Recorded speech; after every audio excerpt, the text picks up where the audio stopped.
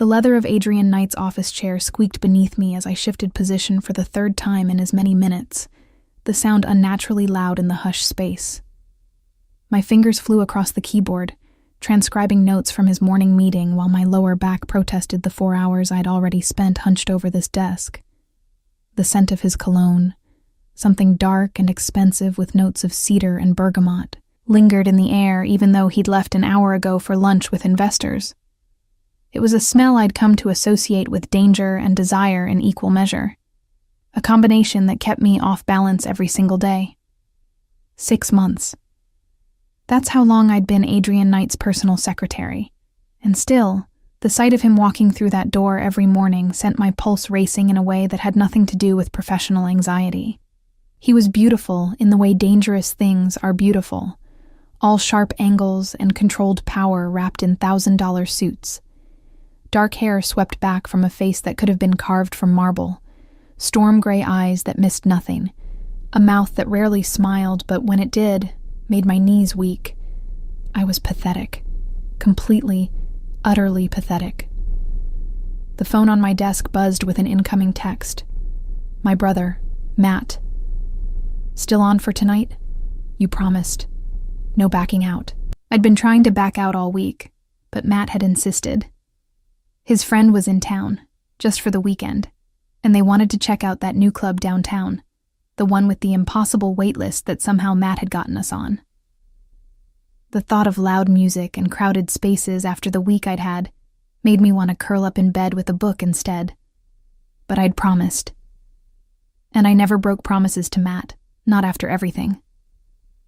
Fine, but if I hate it, I'm leaving early. Deal.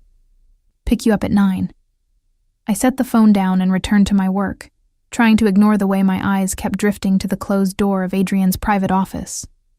He'd be back soon. He always came back by 2, like clockwork, expecting his afternoon schedule, correspondence, and a fresh cup of black coffee waiting for him. I'd learned his rhythms quickly, had adapted to his exacting standards, his preference for silence over small talk, his habit of standing too close when reviewing documents, close enough that I could feel the heat radiating from his body. The elevator chimed, announcing his arrival. My spine straightened automatically, hands positioning themselves properly on the keyboard, eyes fixed on the screen, even though I was no longer processing the words I was typing.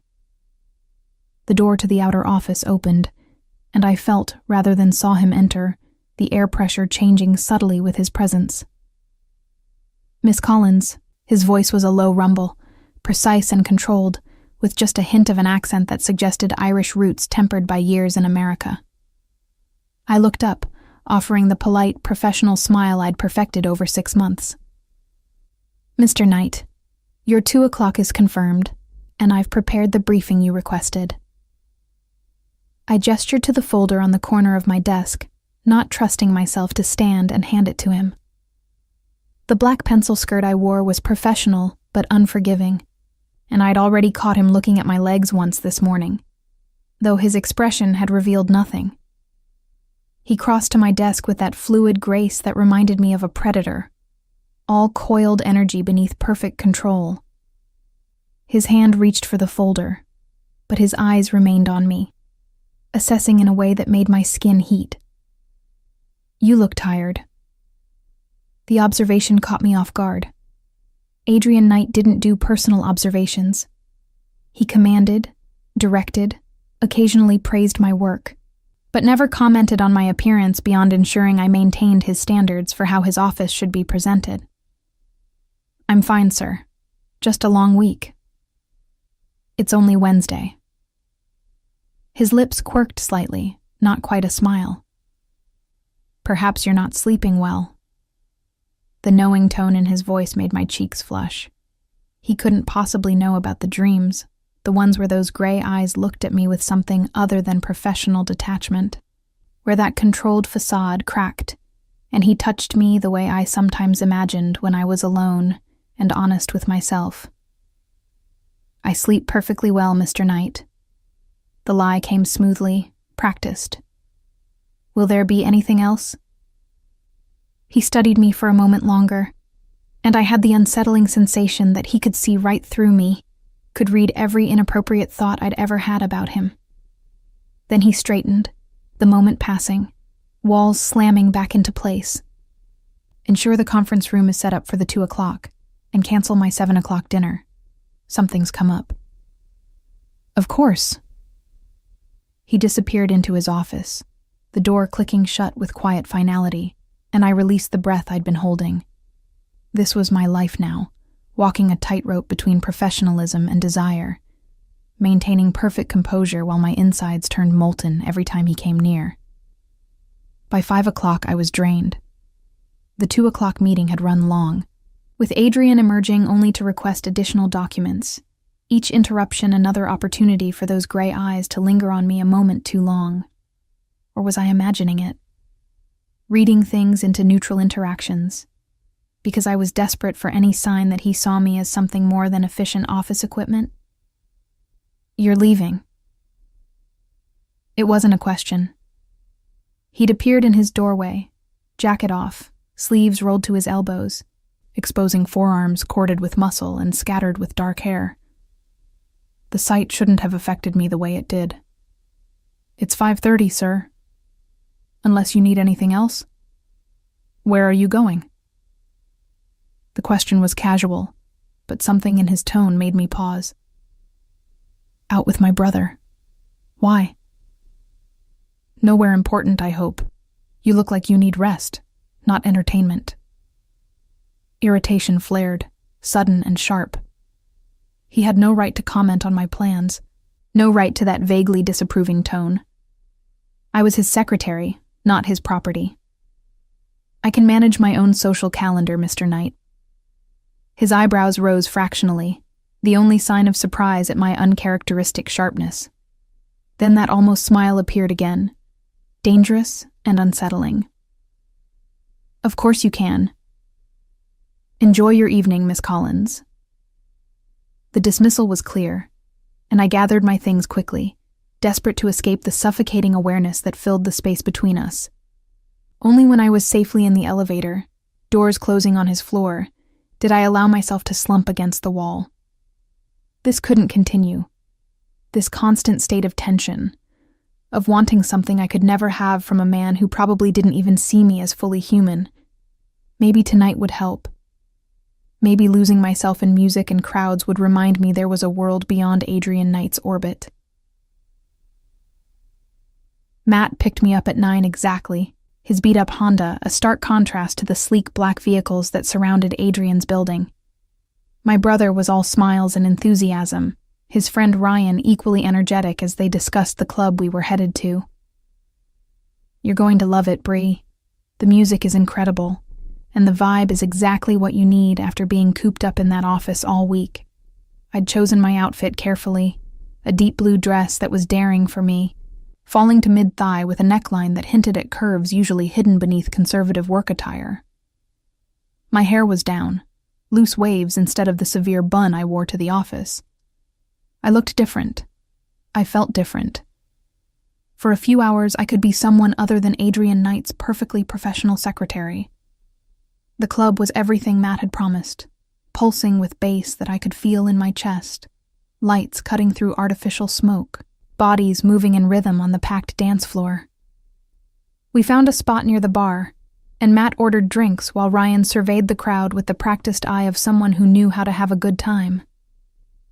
Come on, Matt said, pulling me toward the dance floor after I'd downed half my drink for courage. You need to relax. He was right.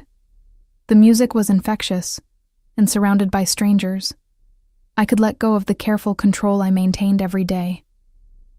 I danced with Matt, with Ryan, let the rhythm move through me, forgot about gray eyes and cedar cologne, and the ache of wanting someone I couldn't have.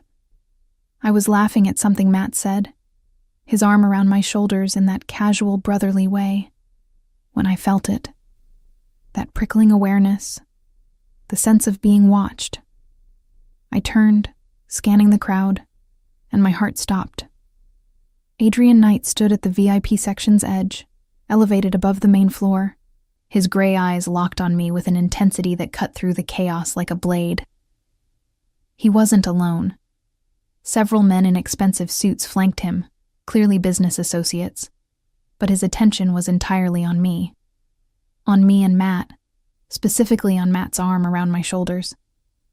The expression on his face was unlike anything I'd seen before. Pure, undiluted fury barely contained beneath that iron control.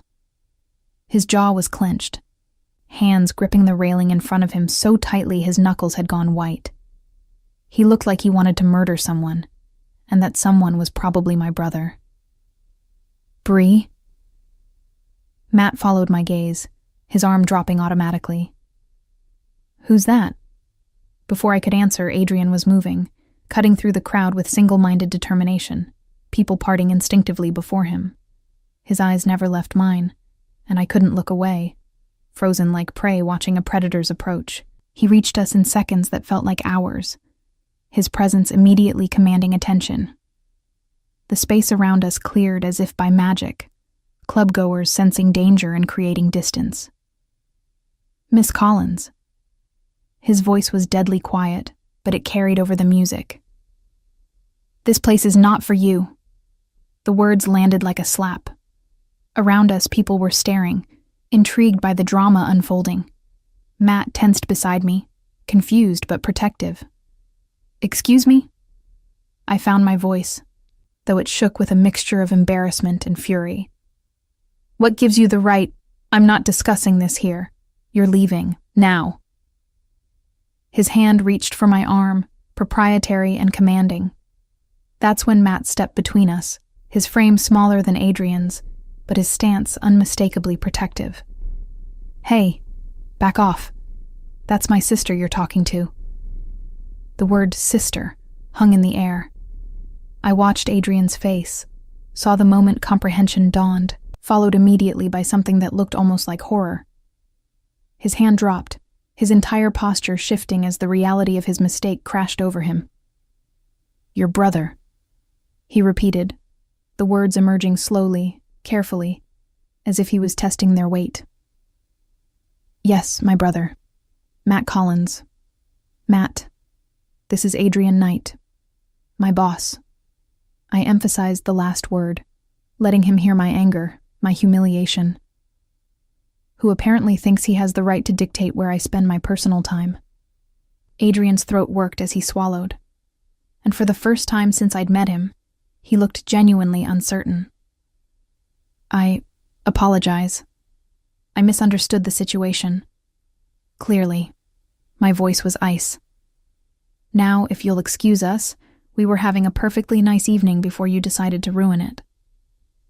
I grabbed Matt's arm and turned away, pulling him toward the exit before I could see any more, before Adrian could say anything else that would make this worse. Behind us, I could feel his stare boring into my back, but I didn't turn around. Couldn't turn around without losing the fragile grip I had on my composure. That's your boss? Matt asked once we were outside, the cool night air a relief after the club's oppressive heat. He seemed unhinged, controlling, completely out of line, I supplied bitterly. I was going to say possessive, but yeah, those work too. Matt studied my face in the streetlight. Bree, does he always act like that?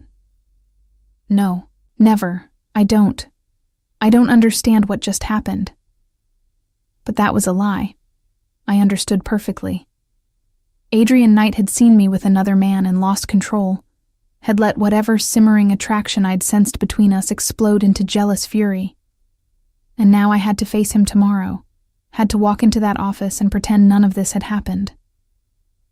Maybe you should find a new job, Matt suggested gently. I shook my head. I can handle Adrian Knight. But as I said it, I wondered if it was true. Because the man I'd seen tonight wasn't the controlled, distant boss I thought I knew. He was something far more dangerous, unpredictable, and intense in ways that both terrified and thrilled me. And on Monday morning, I would have to look him in the eye and figure out what happened next. The weekend passed in a blur of anxiety and overthinking. Every time I closed my eyes, I saw Adrian's face in that club, the raw fury transforming his usually controlled features into something almost feral. And then the horror, when he realized his mistake, that brief vulnerability before his walls slammed back into place. I replayed the scene obsessively, trying to decode what it meant, what it changed between us. Monday morning arrived with all the inevitability of a death sentence. I stood outside the building at 7:15, my usual arrival time, staring up at the chrome and glass tower that housed Knight Enterprises. My reflection in the revolving doors showed a woman in her typical armor: charcoal pencil skirt, cream blouse buttoned to the throat, hair secured in that severe bun, minimal makeup, professional, untouchable, exactly what I needed to be to survive whatever awaited me on the 42nd floor. The elevator ride felt eternal. Each floor's ding counted down to the moment I'd have to face him. Would he pretend nothing happened? Would he fire me? The possibilities spiraled through my mind until the doors finally opened onto the hushed luxury of the executive suite. I walked through the outer office, my heels clicking against marble, and stopped dead. My desk, usually pristine and exactly as I left it, was transformed. A massive bouquet of white roses, easily 3 dozen, dominated the space, their scent filling the air with something too sweet, too cloying. Beside them sat a small velvet box, and a cream envelope with my name written in bold, masculine script I recognized from documents I'd filed hundreds of times. Adrian's handwriting. My hands trembled as I set down my bag and reached for the envelope. The paper was expensive, heavy stock that probably cost more than my entire outfit. Inside, a single card with 3 words: "Forgive me. Please." I stared at those words for a long moment, my thumb tracing the pressed letters. Adrian Knight didn't apologize, didn't say please, didn't beg for anything from anyone. The man I'd worked for over 6 months was carved from ice and iron, unbending and absolute in his authority. This was something else entirely. The velvet box beckoned. I opened it with hesitant fingers, my breath catching at what lay inside. A delicate platinum bracelet, simple and elegant, with a single sapphire set into the band. It was beautiful. It was also completely inappropriate for an employer to give his secretary. "Do you like it?" His voice from behind me made me jump, nearly dropping the box. I spun to find Adrian standing in his office doorway, and the sight of him stole whatever response I'd been forming. He looked terrible, exhausted, with dark circles under his eyes and stubble shadowing his jaw instead of his usual impeccable grooming. His shirt was wrinkled, tie loosened, and I had the distinct impression he'd been here all night. "Mr. Knight." I set the box down carefully, my professional mask sliding into place. "This is too much. I can't accept. Please." He crossed to me, moving slowly as if afraid I might bolt. "Let me apologize properly. What I did Friday night was unforgivable. I had no right to speak to you that way, no right to interfere in your personal life." "No, you didn't." I kept my voice cool, measured, even though my heart was hammering. This close, I could see the tension in his shoulders, the way his hands were clenched at his sides, as if restraining himself from reaching for me. "I saw you with him, with your brother. And He paused, jaw working. "I lost control. It won't happen again." "Why?" The question escaped before I could stop it. "Why did you lose control?" His gray eyes met mine, and for a moment, the careful mask he always wore cracked, revealing something raw and desperate underneath. "You know why." The words hung between us, heavy with implication. My mouth went dry. "Mr. Knight." "Adrian. When we're alone, call me Adrian." "That's not appropriate." "Nothing about this is appropriate, Brianna." My name in his mouth, for the first time without the formal Miss Collins, sent a shiver down my spine. "But I won't pretend anymore that you're just my secretary. that you don't affect me every single day in ways you shouldn't. I should have been professional, should have maintained boundaries, reminded him of the power dynamic, all the reasons this was a terrible idea. Instead, I heard myself whisper, "How do I affect you?" His hands lifted, hovering near my face but not quite touching, as if he was afraid I'd disappear. You walk into a room and the air changes. I watch you work, so focused and competent, and want to scatter every paper on your desk just to get your attention. You bite your lip when you're concentrating, and I think about. He cut himself off, his jaw clenching. This is wildly inappropriate. I'm sorry. I'm making this worse. You're my boss, I said weakly, the protest sounding hollow even to my own ears. I know. And I'll respect that boundary if you tell me to. But Brianna, if there's any chance, any possibility that you feel even a fraction of what I... The elevator chimed, announcing an early arrival. We sprang apart like guilty teenagers, Adrian retreating toward his office while I fumbled with the roses, trying to look busy. By the time David Reeves from accounting rounded the corner, we were the picture of professional distance. But something had shifted. A line had been crossed, and there was no going back. Unearthing in the rest of the day was torture. Adrian maintained his usual professional demeanor during meetings, but I caught him watching me constantly, his gaze heavy and intent. Every interaction felt charged, loaded with subtext. When he needed a document and our fingers brushed during the handoff, electricity sparked between us.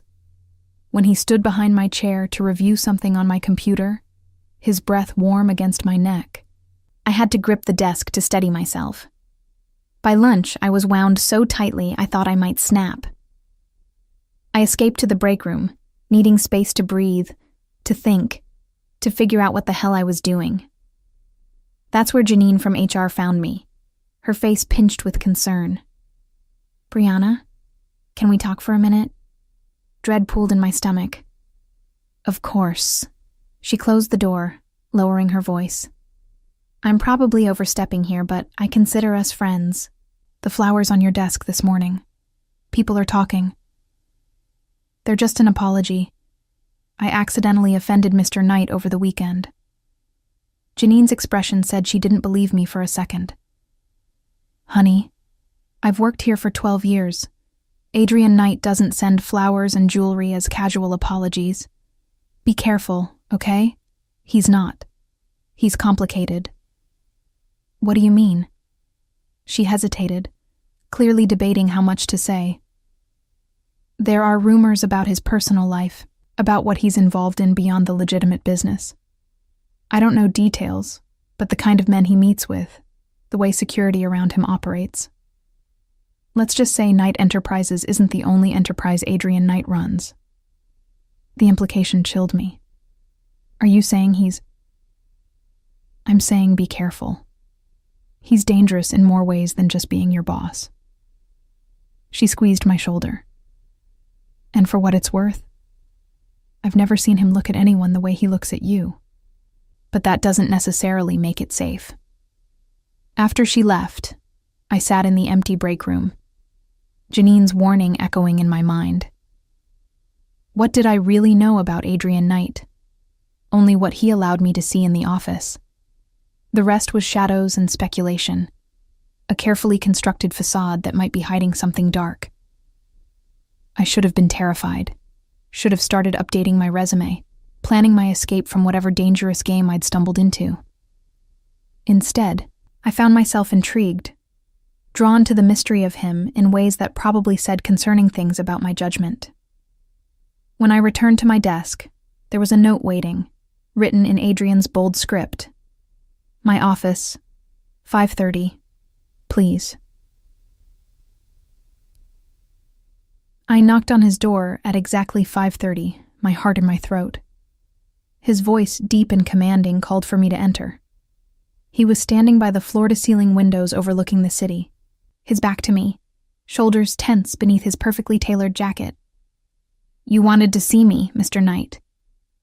"Adrian," he corrected without turning. And yes, close the door, please. I did, the soft click seeming unnaturally loud. The office suddenly felt much smaller, the space between us charged with tension. Janine spoke to you today. Not a question. Of course he knew. He probably knew everything that happened in this building. Yes. And she warned you about me. He finally turned, his expression unreadable. Did she tell you I'm dangerous? She implied it. She's right to warn you. I am dangerous, Brianna, in ways you can't imagine. But never to you. He crossed the room slowly, deliberately, giving me time to retreat if I wanted. I stayed rooted in place. Never to you. Who are you, really? A ghost of a smile touched his lips. That's a complicated question with an even more complicated answer. The short version? My family built an empire that exists both above and below the legal line. I inherited that empire and everything that comes with it. Power, wealth, enemies, obligations. The Irish mob, I said quietly, the pieces clicking into place. The meetings with hard-eyed men. The security that followed him everywhere. The way people stepped carefully around him. Among other ventures. But I'm working to change that legacy. To shift everything into legitimate channels. It's a slow process with dangerous complications. His gray eyes held mine. Which is why I shouldn't drag you into it. Why I should maintain professional distance and let you continue your life unaffected by mine. Should, I repeated, but won't? I can't. The admission seemed torn from him. I've tried. For 6 months I've tried to see you as just my secretary, to ignore how I feel when you're near, how empty this office feels when you leave at night. And then I saw you Friday with another man, and I lost my fucking mind. The raw honesty in his voice, the vulnerability he was showing, cracked something in my chest. It was my brother. I know that now. And the humiliation of my mistake, of making such a scene. I haven't slept since. Haven't been able to stop thinking about how I ruined everything with my jealousy. I took a step toward him, drawn by something I couldn't name. Maybe you didn't ruin everything. Hope flared in his eyes, quickly tempered by caution. Brianna, if we do this, if we cross this line, everything changes. You need to understand what you'd be stepping into. Then tell me, help me understand. He moved closer, close enough that I had to tilt my head back to maintain eye contact. I'm possessive, territorial. When something is mine, I protect it with everything I have. And if you become mine, Brianna, everyone will know it. My enemies, my allies, the entire city. You'll be marked as important to me, which makes you a target. That sounds like a warning. It is. I'm giving you one chance to walk away, to keep your life uncomplicated and safe. Because if you stay, if you say yes to this, I won't let you go easily. His hand lifted to cup my face, thumb brushing my cheekbone with devastating gentleness. The touch sent heat flooding through me, my breath catching audibly. What if I don't want to walk away? Then God help us both, he murmured, and closed the distance between us. His kiss was nothing like I'd imagined during those long, lonely nights. It wasn't gentle or tentative. It was consuming, desperate. 6 months of restrained desire finally unleashed. His hands tangled in my hair, pulling it free from its bun as my arms wrapped around his neck, pulling him closer, impossibly closer. When we finally broke apart, both breathing hard, he rested his forehead against mine. Say yes, Brianna. Tell me you're mine. I should have thought about it longer, should have been rational and careful. Instead, I heard myself whisper, yes. The smile that transformed his face was beautiful and terrifying in equal measure. Then let me take you to dinner. Let me do this properly. Okay. Tomorrow night, I'll pick you up at 7. He kissed me again, softer this time. And Brianna, wear something beautiful. I want everyone to see what I've been lucky enough to claim. As I left his office on unsteady legs, my lips still tingling from his kiss, I wondered if I'd just made the best or worst decision of my life. Probably both. Either way, there was no going back now. The restaurant Adrian chose was the kind of place I'd only ever read about in magazines, where a single meal cost more than my monthly rent, and the waiting list was measured in months, not weeks. The maitre d' greeted him by name, leading us to a private corner booth that offered both intimacy and a clear view of the entire dining room. Security concerns, I realized, watching how Adrian positioned himself to keep his back to the wall, his eyes constantly scanning for threats, even as he smiled at me across the candlelit table. I'd followed his instruction about wearing something beautiful, choosing a deep emerald dress that hugged my curves in ways my work clothes never did. The moment he'd picked me up, the way his eyes had darkened as they traveled over me, made every penny of my splurge worth it.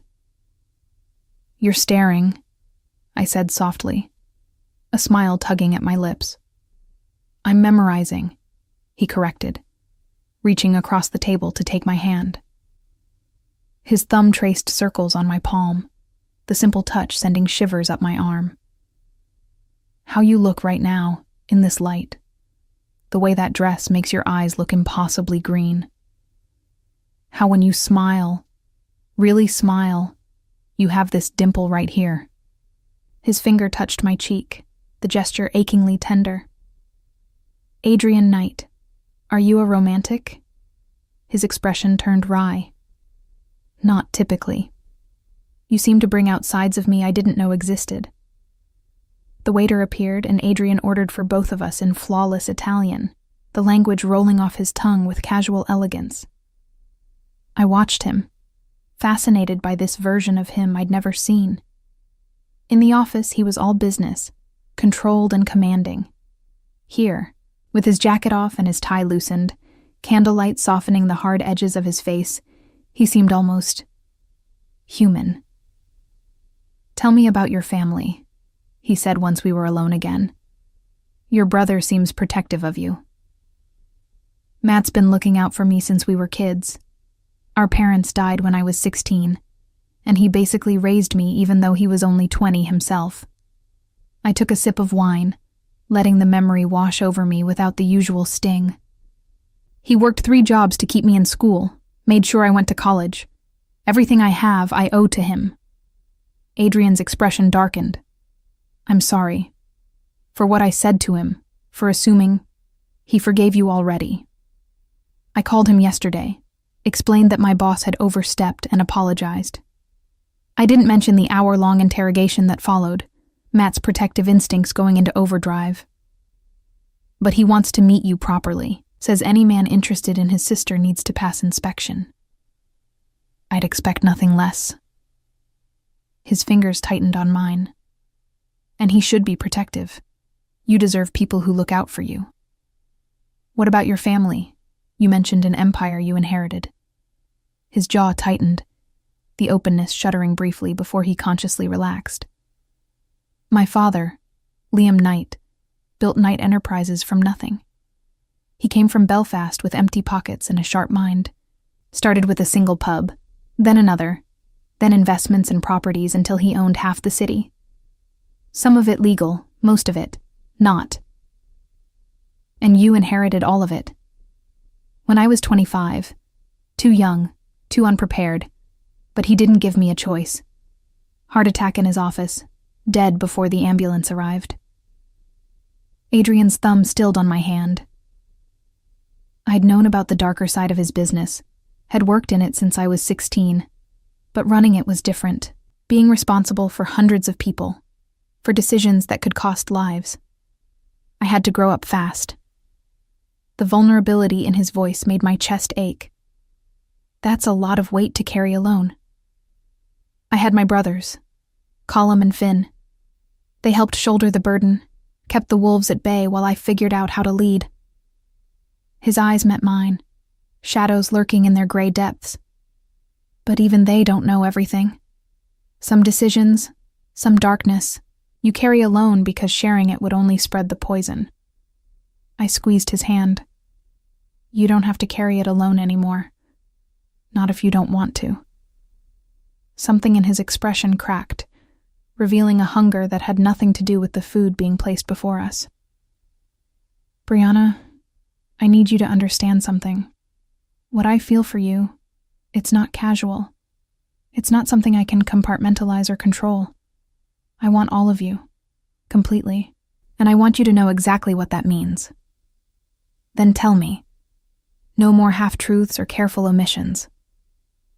He was quiet for a long moment, clearly weighing his words. When he spoke, his voice was low, meant only for me. 6 months ago, you walked into my office for your interview. I took one look at you, so nervous and earnest in that horrible bargain suit, and something in me shifted. I knew I shouldn't hire you, knew you'd be a distraction I couldn't afford, but I couldn't let you walk out that door. I wore a terrible suit, I admitted with a small laugh, trying to lighten the intensity of the moment. You were beautiful, and every day since, watching you work, seeing your intelligence and dedication, the way you handle pressure without breaking. It's been torture, especially when I could see you looking at me sometimes, when you thought I wasn't paying attention. Heat flooded my cheeks. I didn't think you noticed. I notice everything about you, the way you tap your pen when you're thinking, how you take your coffee with too much cream and sugar, the fact that you always arrive 15 minutes early and stay late without being asked, that you're kind to everyone, even the security guards and maintenance staff that others ignore. His intensity pinned me in place. You see people, Brianna, really see them. It's rare in my world, where everyone wants something, where every interaction is a transaction. And what do you want from me? Everything. Your thoughts, your time, your trust. I want to know what makes you laugh, what keeps you up at night. I want to be the one you call when you're scared or sad or celebrating. I want. He paused, jaw working. I want rights to you that I haven't earned yet, but intend to. The possessiveness in his words should have alarmed me. Instead, it sent a thrill through my veins. That's a lot to ask. I know. Which is why I'm offering everything in return. My protection, my resources, my complete devotion. When Adrian Knight claims something, Brianna, he doesn't do it halfway. I'm not something to be claimed, I said softly, testing him. No, you're not. You're someone to be cherished, protected, worshipped. He leaned forward, his voice dropping to a rough whisper. But I won't lie to you about my nature. I'm possessive and territorial. If another man looks at you the way that bartender is right now, I'll want to break his hands. If someone threatens you, I'll destroy them without hesitation. That's who I am. I glanced over to find the bartender quickly looking away, his face pale. You're scaring him. Good. He should be scared. You're mine now, and everyone needs to know it. The declaration should have been off-putting, too much too fast. Instead, something in me responded to his intensity, to the certainty in his voice. I'd spent my whole life being careful, being sensible, protecting myself. Maybe it was time to take a risk on something dangerous and beautiful. If I'm yours, I said slowly, watching his reaction, then you're mine too. That's how this works. Satisfaction blazed in his eyes. Absolutely. I'm yours, Brianna Collins, every dangerous, fucked up part of me.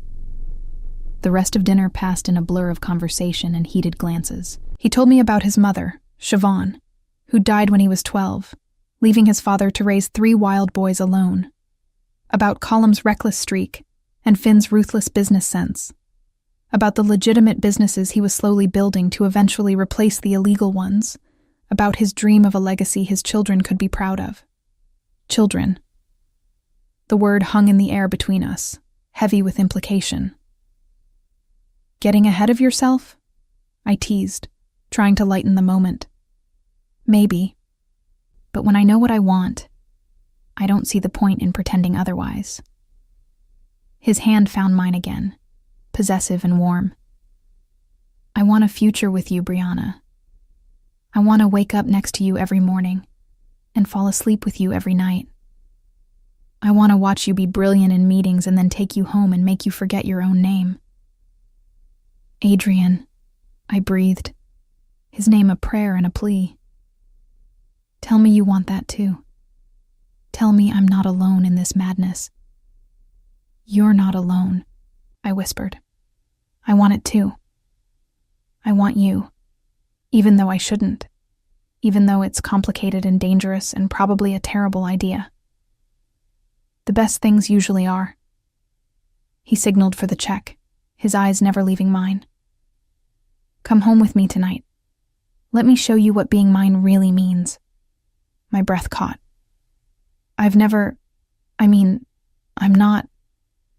Understanding softened his expression. We'll go at your pace. I just want more time with you. More of this. But if you're not ready, if you'd rather I take you home. No, I interrupted, the word coming out more vehement than intended. I want to go with you. I want to see where you live, who you are outside the office. The smile he gave me was devastating. Then let's go home. His penthouse was everything I'd expected and nothing like I'd imagined. Luxurious, yes, with floor-to-ceiling windows overlooking the glittering city, but also warm, lived in. Books everywhere, framed photographs of his brothers, comfortable furniture that invited you to relax rather than admire from a distance. It's beautiful, I said, turning slowly to take it all in. It's home. He came up behind me, his hands settling on my waist, pulling me back against his chest. And now you're here, making it even better. I turned in his arms, looking up at his face, at the vulnerability and desire warring in his expression. I'm nervous, I admitted. Good. So am I. At my surprised look, he smiled. You matter, Brianna. This matters. Of course I'm nervous. Adrian Knight, powerful mob boss, nervous about a woman? About you. Always about you. He cupped my face in his hands, his touch achingly gentle. Can I kiss you? You did yesterday. That was desperation and relief. This is different. This is a promise. I didn't trust my voice, so I simply nodded.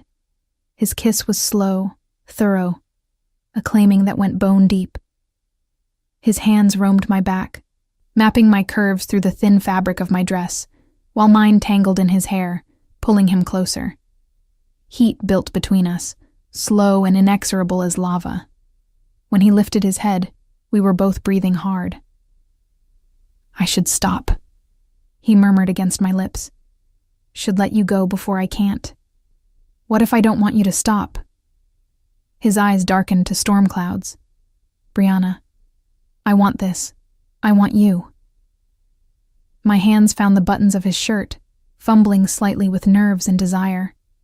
Show me. Show me what being yours means. God, woman, you're going to destroy me. But his hands were already moving, finding the zipper of my dress, sliding it down with aching slowness. Tell me to stop, and I will. Any time, for any reason. Your comfort, your pleasure. That's what matters. I trust you. The words seemed to undo something in him. He lifted me effortlessly, carrying me toward his bedroom, his mouth never leaving mine. And as he laid me down on his bed, as he worshipped my body with hands and mouth and whispered promises, I knew there was no going back. I was his, completely and irrevocably, and the terrifying, exhilarating truth was that I wanted to be. I woke to sunlight streaming through unfamiliar windows and the warm weight of Adrian's arm draped across my waist. For a moment, I lay perfectly still, cataloging sensations. the silk sheets against my bare skin, the steady rhythm of his breathing behind me, the pleasant ache in muscles I'd forgotten I had. My clothes from the night before were scattered across his bedroom floor, a visual reminder of how thoroughly we'd demolished any remaining professional boundaries between us. "You're thinking too loudly," Adrian murmured against the back of my neck, his voice rough with sleep. I can practically hear the panic setting in. "I'm not panicking," I lied, then yelped as his teeth grazed my shoulder in gentle reprimand. "Liar." He pulled me closer, molding his body to mine. "Let me guess. You're mentally cataloging every reason this was a mistake, wondering how we go back to work today and pretend nothing's changed, questioning every decision that led to you being naked in my bed. Well, now I am." His chest rumbled with quiet laughter. "Nothing's changed and everything's changed. We still have work to do today, meetings to attend, a business to run. But now everyone will know you're mine." I turned in his arms to face him, finding his gray eyes warm and unguarded in the morning light. Without the careful armor he wore in public, he looked younger, almost vulnerable. How will they know? Because I'm going to tell them. At my expression, he smiled. Not explicitly, but the way I look at you, how I position myself near you, the fact that you'll be wearing this. He reached for the nightstand, producing the platinum bracelet I'd refused yesterday. "Please, let me give you this." "Adrian, it's too much." "It's nothing. I want to give you everything, and you're balking at a bracelet?" He fastened it around my wrist before I could protest further. "There. Perfect. People will talk. Let them." He kissed my nose, then my lips, slow and sweet. "I don't care what anyone thinks. You're mine, I'm yours, and the world can adjust accordingly." My phone buzzed from somewhere in the tangle of discarded clothing, Matt's name flashing on the screen. Adrian retrieved it for me, his expression amused as he read the preview of increasingly worried texts. "Your brother thinks I've kidnapped you. He's protective." I texted back quickly. "I'm fine. Spent the night at a friend's. Call you later." "A friend?" Adrian raised an eyebrow. "Would you prefer I tell him I spent the night being thoroughly ravished by my boss?" His eyes darkened with heat. "Ravished? I like that word. Though I recall you doing some ravishing of your own around 3 a.m. Heat flooded my cheeks at the memory. "We should get ready for work." "We should," he agreed, making no move to release me. "But I'd rather stay here, keeping you in my bed where you belong." "Adrian." I know. Responsibilities, meetings, the real world waiting." He sighed dramatically, then rolled out of bed in one fluid motion, completely unself-conscious about his nudity. I tried not to stare at the play of muscles across his back, the handful of scars that marked his skin with evidence of a violent past. "Shower with me?" "If we shower together, we'll never make it to the office." His grin was wicked. "Is that a no?" It absolutely should have been a no. Instead, I found myself following him into a bathroom, larger than my apartment's living room, giggling like a teenager as he pulled me into a shower designed for at least 6 people. We did eventually make it to the office, though 2 hours later than usual, and with my hair still slightly damp despite my best efforts with his expensive hairdryer. Adrian had insisted on driving me home first to change, waiting in his car, while I raced up to my apartment and threw on a navy dress and practical heels. The entire time, I was hyper-aware of the bracelet on my wrist, the slight ache in muscles he'd thoroughly worked over, the way my lips felt swollen from his kisses. The moment we stepped off the elevator onto the executive floor, I knew Janine had been right about people talking. Conversations died mid-sentence, heads swiveling to track our progress. Adrian kept a careful distance, his hand not touching me, but the possessive way he watched me, the slight smile playing at his lips, broadcast our changed relationship louder than words ever could. "Miss Collins," he said formally as we reached my desk. Could you bring me the Cordova files when you have a moment? Of course, Mr. Knight. I kept my voice professional, but couldn't quite suppress my own smile. He disappeared into his office, and I'd barely settled at my desk when Janine materialized, her eyes wide with poorly suppressed excitement. "Oh my God," she whispered, leaning over my desk. Is that a platinum and sapphire bracelet? Brianna. We're seeing each other," I whispered back, feeling my face heat. "I can see that. Everyone can see that. The way he was looking at you in the elevator." She fanned herself dramatically. "Girl, I need details. All of them. Lunch, my treat, you're not escaping." Before I could respond, Adrian's door opened. "Miss Collins? The files?" I gathered the Cordova documents, acutely aware of Janine's knowing grin as I crossed to his office. The moment the door closed behind me, Adrian was there, backing me against it, his mouth finding mine in a kiss that left me breathless. "Missed you," he murmured against my lips. "All of 30 seconds, and I missed you." "Adrian, people will hear." "Let them." But he stepped back, creating professional distance even as his eyes devoured me. "Though you're right, I don't want to make you uncomfortable at work." "It's not uncomfortable exactly, just new." I handed him the files, our fingers brushing deliberately. "How do we do this? Navigate work and us?" He considered, leaning against his desk. "Honestly, I don't know. I've never mixed business and personal like this before. Never wanted to badly enough to risk it." His expression grew serious.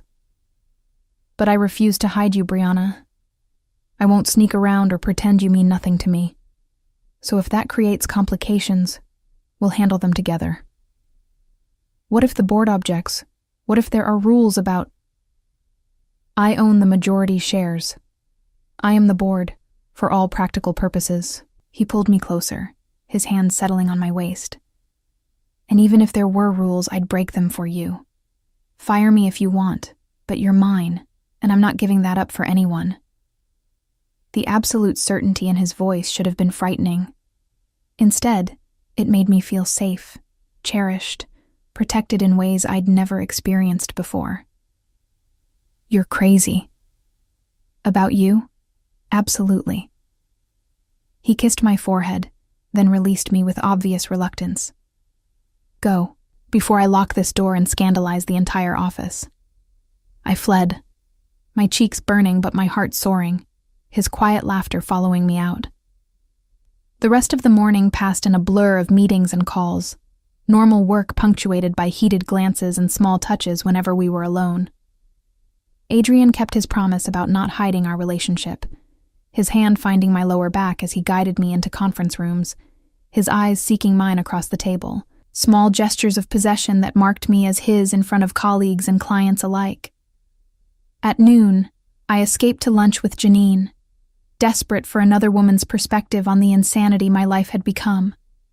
She listened to my edited version of events, minus the explicit details, with rapt attention. "So he's been obsessed with you for 6 months, finally snapped at a club, and now you're together?" She shook her head in wonder. "That's like something out of a romance novel. A very complicated, potentially problematic romance novel," I corrected. "He's my boss, Janine, and there's the whole other side of his business. The Irish mob thing." She said it casually, as if discussing the weather. "Yeah, everyone knows, even if we don't talk about it. But Brianna, from what I've seen, he's different with you. Softer, more human. Maybe you're exactly what he needs. Or maybe I'm in way over my head. Probably both." She squeezed my hand. "But for what it's worth, I've never seen you this happy. Even worried and overwhelmed. There's something glowing about you now. If Adrian Knight does that for you, then maybe it's worth the complications." Her words stayed with me as I returned to work, through the afternoon meetings and correspondence, through the careful dance Adrian and I performed around each other, professional but charged with awareness. By 5:30, when the office began emptying, the tension had built to an almost unbearable pitch. "Come home with me," Adrian said as I packed my bag. "Not as an order, as a request. I want to cook you dinner, hear about your day, fall asleep with you in my arms." "You cook?" "My mother insisted all her sons learn. Said no woman should be responsible for keeping a man fed." He smiled at the memory.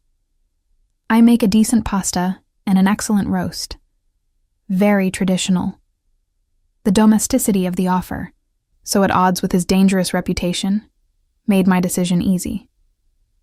"I'd like that." His smile transformed his face. "Then let's go home." Home. The word resonated strangely, implying a permanence we hadn't discussed, a future we were building one moment at a time. As we left the building together, his hand finally, publicly finding mine, I realized I wasn't afraid of that future. I was racing toward it, heart wide open, ready to dive into whatever came next.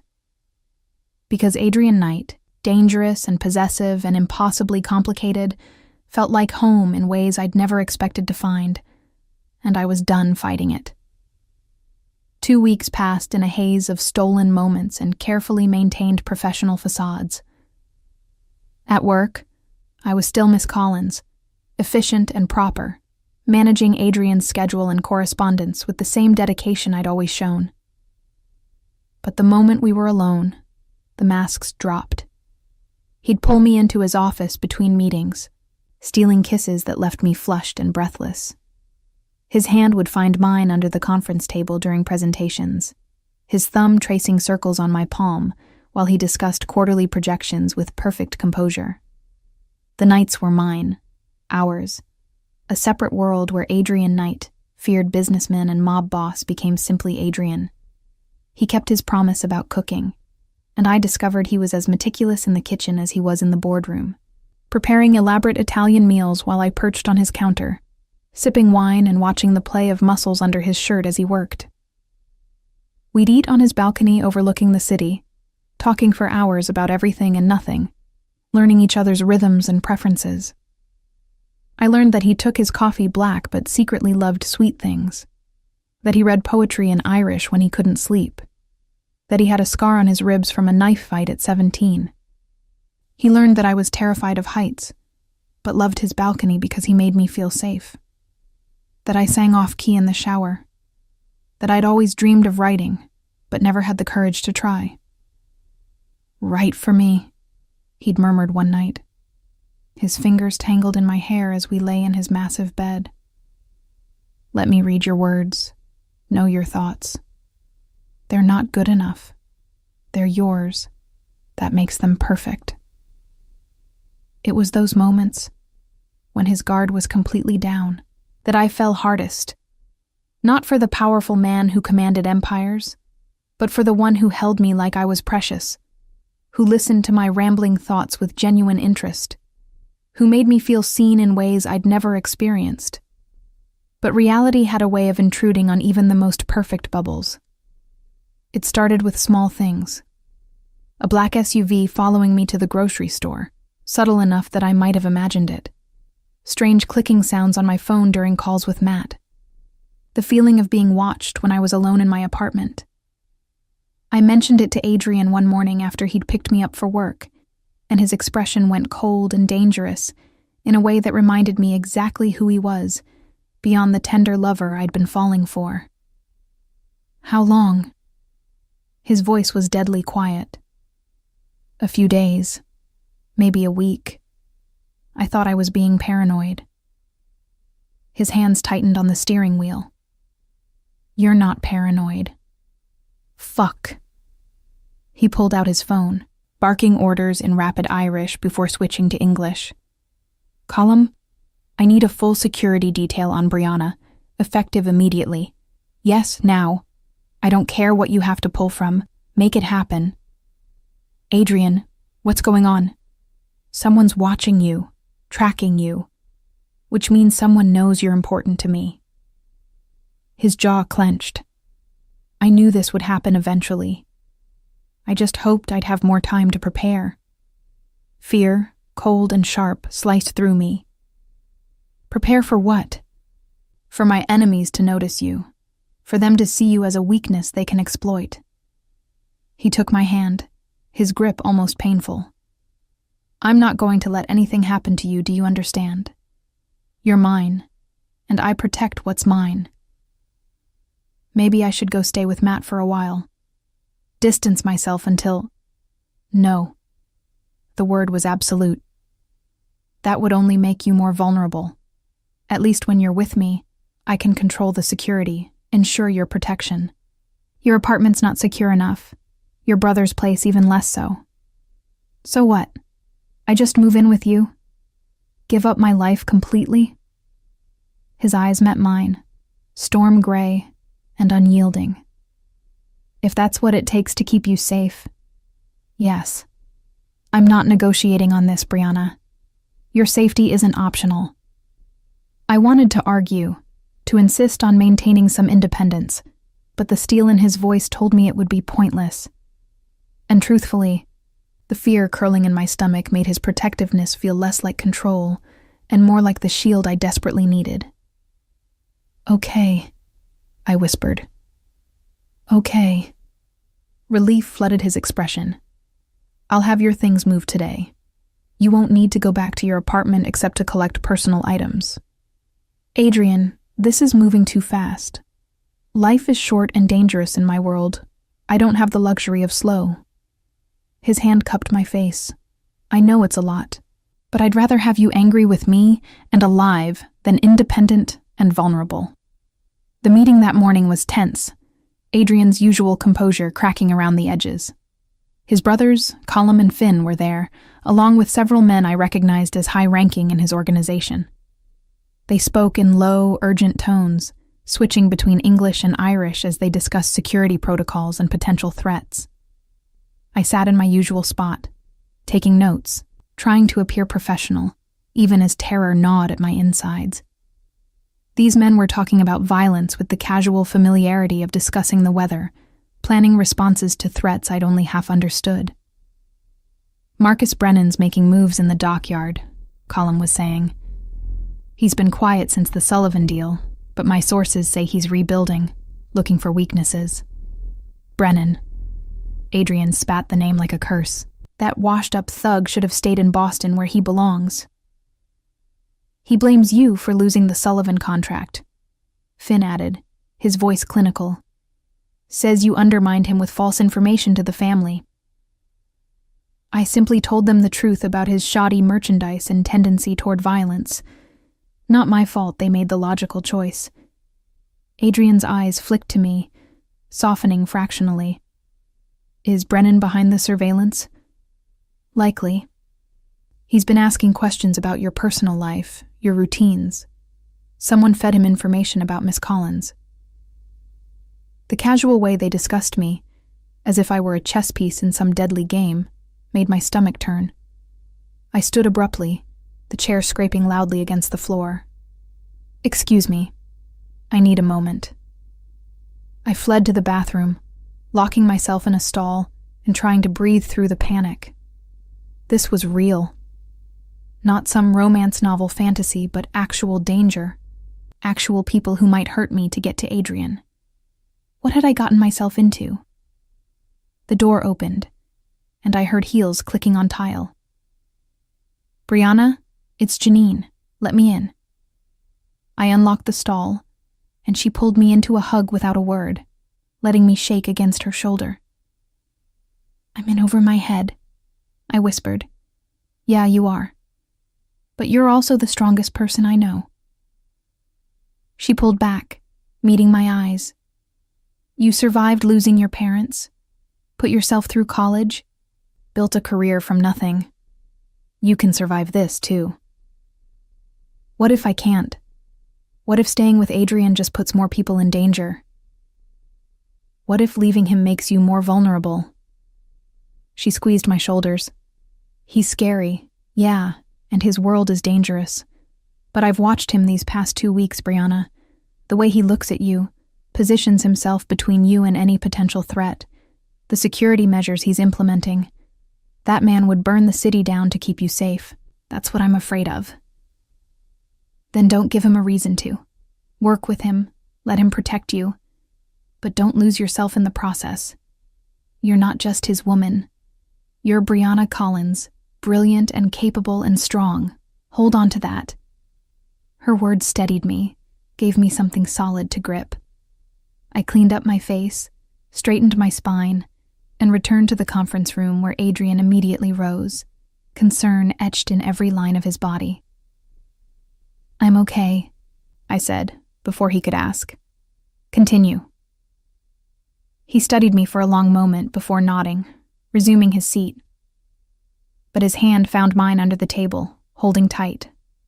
The plan they developed was comprehensive. Round-the-clock security, rotating teams to ensure I was never alone. My apartment would be cleared out, my things moved to Adrian's penthouse. I'd travel only in armored vehicles with trained drivers. My phone would be replaced with a secure model that couldn't be tracked or tapped. "What about my job?" I asked when they finally paused. "I can't just stop working." "You'll continue as my secretary," Adrian said, "but you'll work from the penthouse when possible. Come to the office only for essential meetings. And when you do, you'll have protection." "I'll look like I'm under house arrest." "You'll look protected," he corrected. "There's a difference."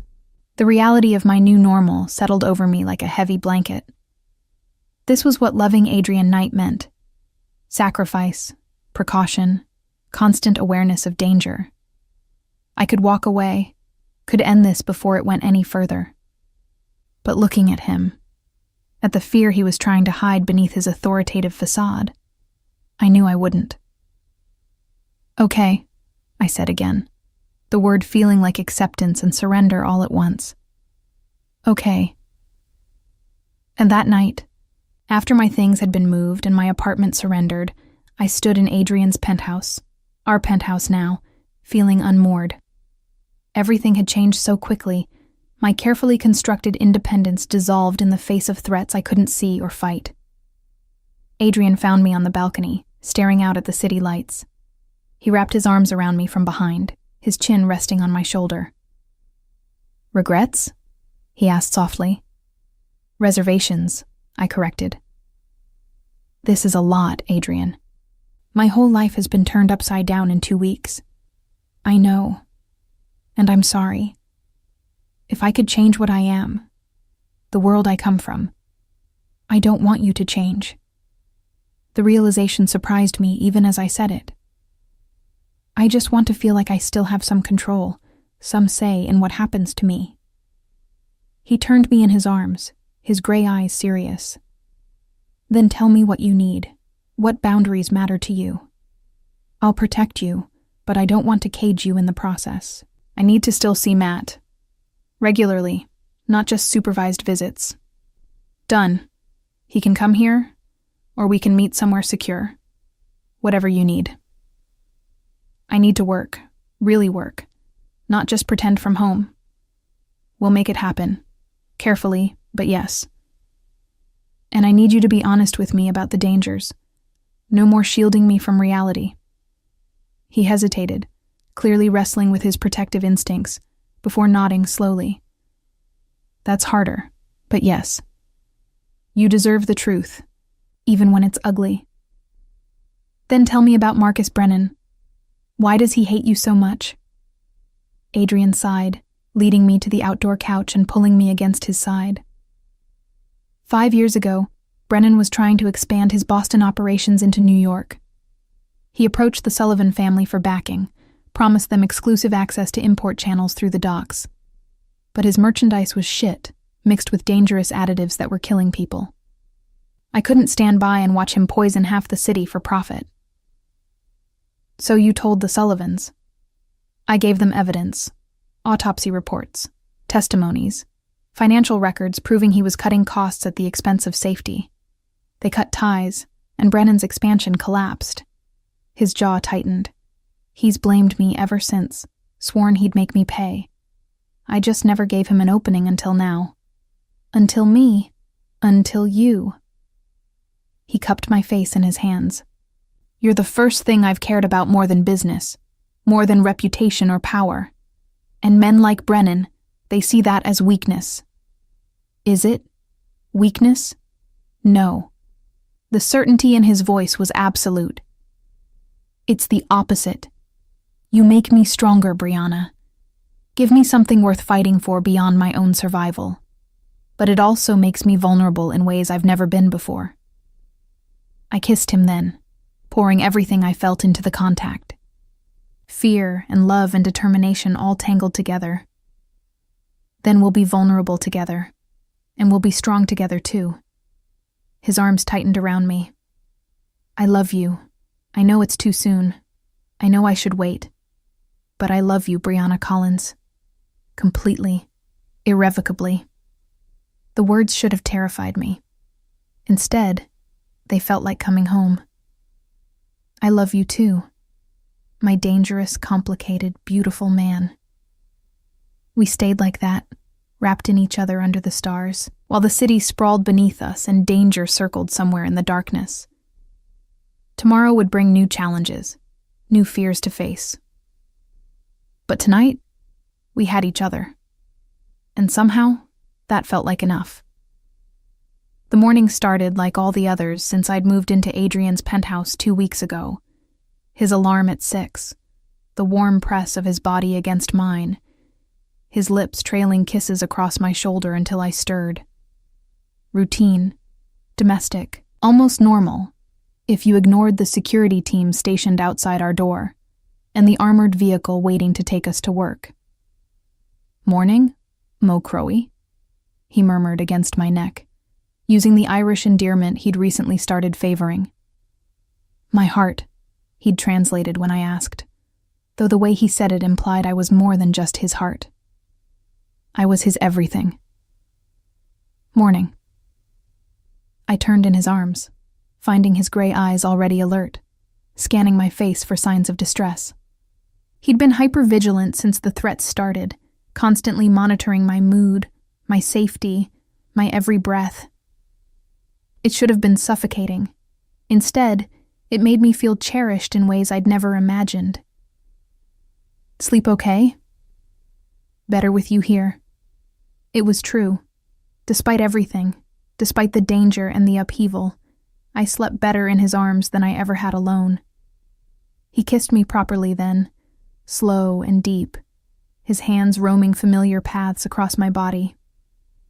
We had time before work, and Adrian was intent on using every minute of it. An hour later, showered and dressed, we were having breakfast when Adrian's phone rang. The tone was specific, urgent, and his entire body went rigid.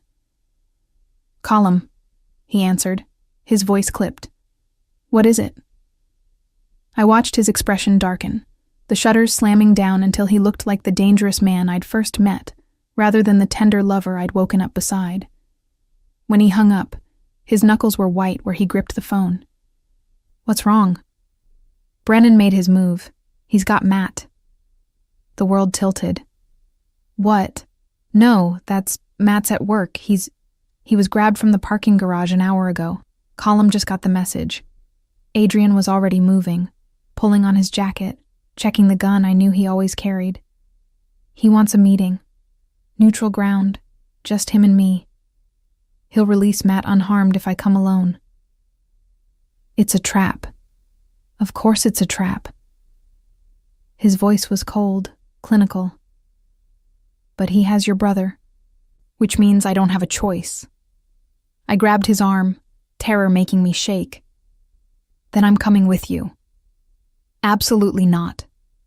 He took Matt because of me, Adrian, because Brennan knows I matter to you. I won't hide here while my brother pays for my choices." I met his eyes, letting him see my determination.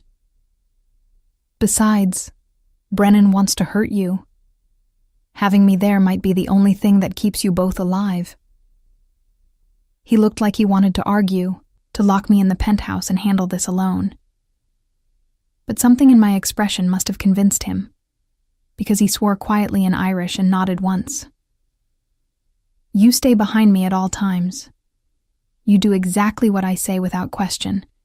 And if I tell you to run, you run. Understood? Understood. The drive to the warehouse district was tense, Finn driving while Colum coordinated backup from the passenger seat. Adrian held my hand in a grip that was almost painful. His jaw clenched so tightly I worried he'd crack a tooth. "I'm going to kill him," he said quietly, the words a promise rather than a threat. "For touching what's mine, for thinking he could use your brother against me. Marcus Brennan is a dead man." "Adrian." "No." He turned to me, his eyes blazing. "No mercy, no negotiations. He crossed the line, and he'll pay for it in blood." The warehouse was exactly what you'd expect. Abandoned, isolated. The perfect place for violence away from witnesses. Brennan's men were visible through the windows, at least a dozen that I could see. Adrian had brought nearly 30, strategically positioned around the building, waiting for his signal. "Remember," he said as we approached the door. "Stay close. Stay quiet. Let me handle this." Brennan was waiting inside, a heavy-set man in his 50s with cold eyes and a smug smile. Matt was beside him, tied to a chair, but apparently unharmed, though his eyes widened in horror when he saw me. "Brianna, what the fuck are you doing here?" "Touching family reunion," Brennan drawled. "Knight, you actually brought her. I'm impressed. And disappointed. I thought you'd be smarter than that." "You have 30 seconds to release him before my men level this building with you inside," Adrian said calmly. "Start counting." "See? That's not how this works." Brennan pulled a gun, pressing it to Matt's temple. "Here's my offer. You give me your dockyard operations, your Sullivan connections, and 50% of your import business. In exchange, I let the brother walk and forget I ever heard of your little secretary." "No deal." "Adrian," I started, but he silenced me with a look. "I don't negotiate with dead men. And that's what you are, Brennan. Dead. You just don't know it yet." Brennan's smile faltered. "Big talk for a man whose woman is standing in a building surrounded by my people. Your people are currently being disarmed by mine. Check your exits." Brennan's eyes flicked to his men, seeing what I was just noticing. Adrian's security team had infiltrated the building, moving with silent efficiency to neutralize Brennan's backup. The balance of power had shifted, and Brennan knew it. "You think you're untouchable?" Brennan snarled. "You think this whore makes you strong? She makes you weak, Knight. Vulnerable. And one day, someone smarter than me will use that against you." "Possibly." Adrian's voice was deadly calm. "But you won't live to see it." What happened next occurred in a blur. Brennan swung the gun toward me. Adrian moved faster than I thought possible, and gunfire erupted. I hit the ground, covering my head, dimly aware of shouting and the sound of bodies hitting concrete. Then Adrian was there, pulling me up, his hands running over me frantically. "Are you hurt? Brianna, look at me, are you hurt?" "I'm fine. Matt. Where's Matt?" Colum had freed him, was checking him for injuries while Finn secured the area.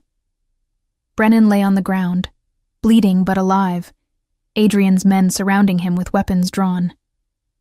"Tempted to finish it here," Adrian said, his voice cold as ice as he looked down at Brennan. "But that would be too quick, too merciful. No, you're going to disappear. Going to spend whatever time you have left wishing I'd killed you clean." The promise in his words made me shudder.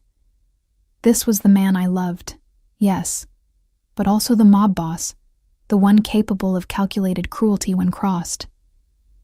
It should have terrified me.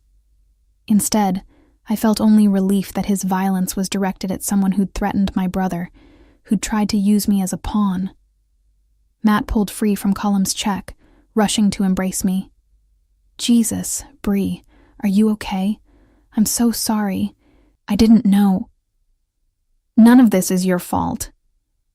I hugged him tightly, breathing in his familiar scent, reassuring myself he was truly unharmed. "We need to move," Finn said urgently. "Police will be here soon." The drive back was silent, everyone processing what had happened. Matt sat beside me, his hand gripping mine, occasionally glancing at Adrian with a mixture of fear and grudging respect. Adrian stared out the window, his expression remote, lost in whatever dark thoughts followed violence. Back at the penthouse, after Matt had been checked over by Adrian's private doctor and settled in a guest room for the night, I found Adrian in his office, nursing a whiskey and staring at nothing. "Hey," I approached cautiously, unsure of his mood. "Matt's okay. Shaken but not hurt. This time." His voice was hollow. "Next time, because there will be a next time, we might not be so lucky. Adrian, I almost got you killed today. Both of you." He finally looked at me, and the anguish in his eyes stole my breath. "Brennan was right. You make me vulnerable, and in my world, vulnerability is a death sentence." Fear, cold and sharp, pierced my chest. "What are you saying?" "I'm saying maybe this was a mistake. Maybe you'd be safer without me, living your normal life, far away from the violence that follows me. Don't you dare." I crossed to him, gripping his face in my hands and forcing him to meet my eyes. "Don't you dare use your fear as an excuse to push me away. I love you, Adrian Knight. All of you, including the dangerous parts. And yes, that means accepting risk, accepting that your enemies might target me. But I'm not going anywhere. Brianna, no. You don't get to make this decision for me. I choose you. I choose this life, complicated and dangerous as it is. Because a life without you, safe but empty, isn't a life I want anymore." Something broke in his expression, the careful control shattering. He pulled me into his lap, burying his face against my neck. "I can't lose you. I can't." "You won't. We're going to be smart, careful, but we're doing this together." I held him tightly, my dangerous, broken, beautiful man. No more pushing me away out of misguided protection. We're a team now. "A team," he repeated, the words sounding like a revelation. I've never had that before. Someone who stands with me instead of behind me. "Well, you do now, so deal with it." His laugh was watery but genuine. "Bossy woman. You love it. I love you."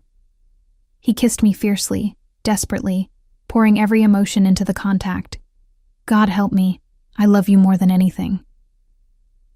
We made love right there in his office, urgent and intense, reaffirming life after coming so close to losing it. Afterwards, tangled together on the leather couch, Adrian's fingers traced lazy patterns on my skin. "Marry me," he said suddenly. I lifted my head, certain I'd heard wrong. "What?" "Marry me." He sat up, cupping my face in his hands. "I know it's fast. I know we're still figuring this out, but I don't want to wait. I want you as my wife, legally and officially mine.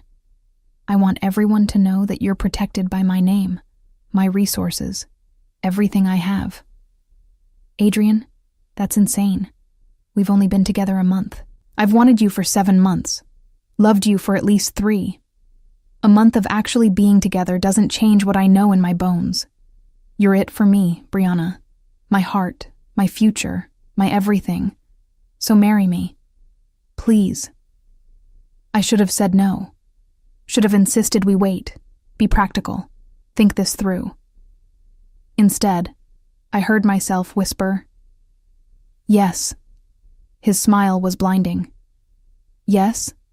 Yes, I'll marry you, you crazy, possessive, impossible man." He kissed me again, softer this time. "Reverent. I'm going to spend the rest of my life making sure you never regret this. I believe you." And the engagement was announced the next day, shocking exactly no one at the office who'd watched our relationship develop in real time. Janine squealed and demanded to plan the bachelorette party. Matt, once he recovered from the kidnapping ordeal, gave his grudging blessing with a stern warning to Adrian about treating me right or facing brotherly vengeance. Adrian's brothers, Colum and Finn, welcomed me into the family with surprising warmth, Colum joking that someone needed to keep Adrian human, and it might as well be me. The ring Adrian produced 3 days later was stunning, a sapphire surrounded by diamonds, delicate and strong at the same time, just like he said I was. Marcus Brennan disappeared, rumors suggesting he'd been relocated to a remote location, where he'd spend his remaining days reflecting on the mistake of crossing Adrian Knight. The message was clear to his enemies: touch what belonged to him, and suffer. But along with the danger and the violence came unexpected joy. Adrian's tentative smiles became more frequent. His laughter, rare and precious, filled the penthouse more often. He taught me phrases in Irish, told me stories of his childhood, shared pieces of himself he'd kept locked away for years. I became his partner in truth, not just in name. He consulted me on business decisions, valued my perspective, treated me as an equal even in the masculine world of his organization. I wasn't just Adrian Knight's woman. I was Brianna Collins Knight, formidable in my own right, respected and protected, but never diminished. We set the wedding for 3 months out, a small ceremony at his family estate in upstate New York. I knew there would be challenges ahead, more threats to navigate, more danger to face, but I also knew I wouldn't face them alone. The morning of our wedding, as Adrian helped me into my dress, his hands gentle on the laces, I caught sight of us in the mirror, him in his black tux, looking devastating and dangerous, me in champagne lace, looking stronger than I'd ever seen myself. "Beautiful," he murmured, his lips brushing my shoulder. "My beautiful wife." "Not yet," I teased. "You have to say the vows first." "I've been saying them to you every day for months. The ceremony is just making it official." He turned me to face him. "I promise to protect you, to cherish you, to give you everything you need to be happy. I promise to be worthy of your love, even when I fail at everything else. Adrian. And I promise," he continued, his voice rough with emotion, "that no matter what comes, no matter how dangerous this world gets, I will always find my way back to you, because you're my home, Brianna, my peace in the chaos, my reason for everything." Tears spilled down my cheeks. That's not fair. Now I'm going to cry through the ceremony. Then we'll cry together. He kissed me softly. "Ready to officially become mine?"